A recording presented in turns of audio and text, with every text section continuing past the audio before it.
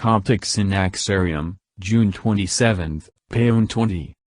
The departure of Elisha the prophet. On this day, of the year 3195 of the world, the holy prophet Elisha departed. This prophet was born in one of the villages of Israel called Alamet. His father's name was Shaphat. Elisha was a servant to the holy prophet Elijah. When the Lord would take up Elijah the prophet into heaven, he went with him to the river Jordan. Elijah said to Elisha, "Ask what I shall do for you before I am taken away from you." Elisha asked, "I pray you, let a double portion of your spirit be upon me," and it was as he asked. 2 Kings 2:1-18. Elisha divided the river and passed through it. Then he went to Jericho and went up from there to Bethel, and as he was going up the road, some youths came from the city and mocked him, and said to him, "Go up, you bald head! Go up, you bald head!"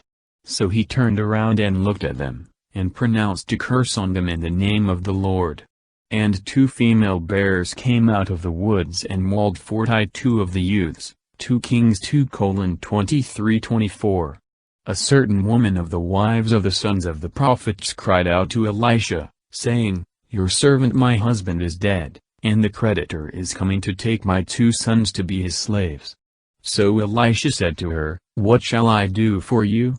Tell me, what do you have in the house?"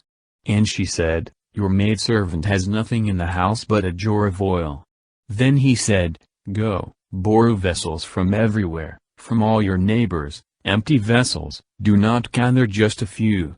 With his prayers, the Lord blessed the oil and all the vessels became full. The woman sold the oil and paid off her debt. 2 Kings 4:1-7.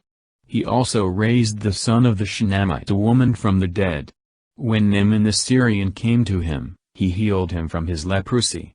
Naaman offered him a lot of money and costly clothes, but he refused them. Nevertheless, when his servant Gehazi took them for himself, the prophet knew that by the Spirit. Elisha became angry and told him, "Therefore the leprosy of Naaman shall cling to you and your descendants forever."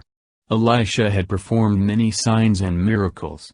He prophesied for about 50 years. When Elisha died, they buried him. And the raiding bands from Moab invaded the land in the spring of the year.